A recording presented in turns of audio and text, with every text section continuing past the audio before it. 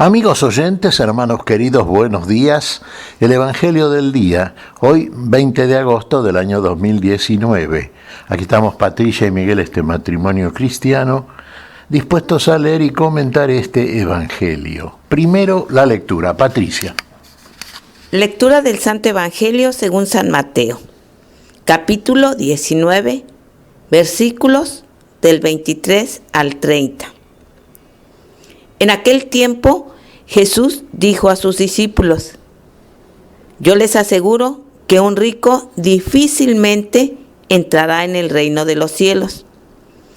Se lo repito, es más fácil que un camello pase por el ojo de una aguja que un rico entre en el reino de los cielos. Al oír esto, los discípulos se quedaron asombrados y exclamaron: entonces, ¿quién podrá salvarse? Pero Jesús, mirándolos fijamente, les respondió: para los hombres eso es imposible, mas para Dios todo es posible. Entonces Pedro, tomando la palabra, le dijo a Jesús: Señor, nosotros lo hemos dejado todo y te hemos seguido. ¿Qué nos va a tocar? Jesús les dijo: yo les aseguro que en la vida nueva, cuando el Hijo del Hombre se siente en su trono de gloria, ustedes, los que me han seguido, se sentarán también en 12 tronos para juzgar a las 12 tribus de Israel. Y todo aquel que por mí haya dejado casa, o hermanos, o hermanas, o padre, o madre, o esposa, o hijos, o propiedades, recibirá 100 veces más y heredará la vida eterna. Y muchos primeros serán últimos, y muchos últimos serán primeros. Palabra del Señor. Gloria a nuestro Señor Jesucristo. Aquí hay frases claves por parte de nuestro Señor. Terminábamos de leer ayer la historia del joven rico, aquel que sí pretendía haber cumplido con la ley, haber cumplido con todos los mandamientos desde su niñez, y ahora quería, como consecuencia, según su propio discernimiento, heredar la plenitud de la vida eterna. Pero ahí Jesús le agrega algo: aún te falta algo. Fíjese, lo que le faltaba era fundamental para aquello que pretendía el joven rico, que tenía muchos bienes, sin duda. Que abandonase todos esos bienes, que los vendiera, se diera el dinero de esa venta a los pobres, y entonces que él lo siguiera. Vida de cruz, vida de fiel, total seguimiento al Señor de la vida. Que diera todo. Y acá el rico, que era efectivamente rico en posesiones materiales, parece que no, que se entristeció frente a esta propuesta de Jesús y pegó la media vuelta y se fue. Los discípulos observaron todo esto. Claro, y Pedro entonces toma la palabra en nombre del grupo y le dice a Jesús: ¿y qué es de nosotros? Como diciendo: y a nosotros entonces, que te venimos siguiendo desde Galilea, ¿qué nos toca? ¿Qué nos corresponde? Y aquí es donde Jesús insiste una vez más en esta propuesta que es eterna y que es para todos nosotros, hermanos, también. Usted a lo mejor tiene muchos o pocos bienes, supongamos que tiene muchos, y entonces es rico. No está mal, las cosas en sí no son ni buenas ni malas. Bueno o malo es el uso que se hace de las mismas. Ahora, si usted hace un uso egoísta, usted se convierte finalmente, porque elige esto, no en el nombre del ser, en el hombre eterno, sino en el hombre moderno, el hombre del tener muchas cosas y de sustentarse sobre las muchas cosas. Que pueden ser, sí, de pronto bienes económicos, pero también bienes en otro sentido, intelectuales, bienes de prestigio, bienes de poder, todo eso, que agrada al hombre, por supuesto, se siente importante y lo considera en primer lugar. en primer lugar.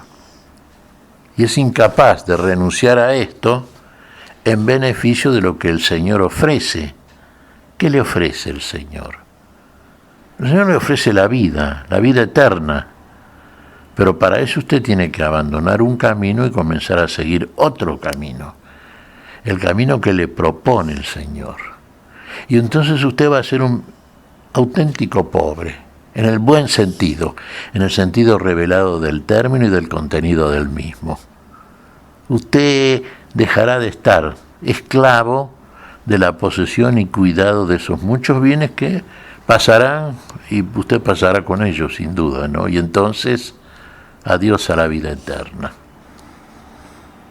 Claro, Pedro dice, entonces es muy difícil salvarse. Uno dice, bueno, y si un rico que tiene tanto a su disposición no alcanza la salvación, la vida eterna.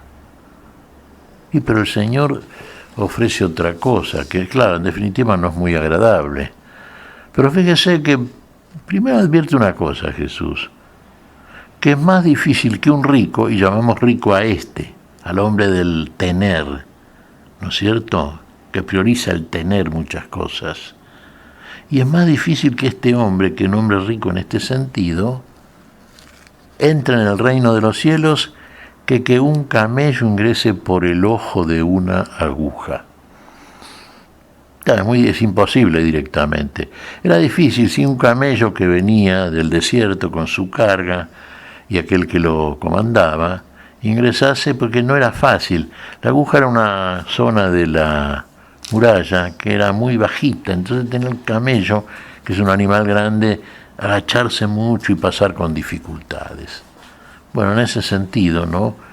Sí, es difícil, pero no es imposible, porque para los hombres será imposible, pero para Dios nada es imposible. Y entonces viene ahí la propuesta de Jesús, dejarlo todo finalmente. Usted comienza por dejar los bienes, y después comienza o sigue por dejar todo aquello que eventualmente pueda ser un obstáculo para su seguimiento fiel del Señor.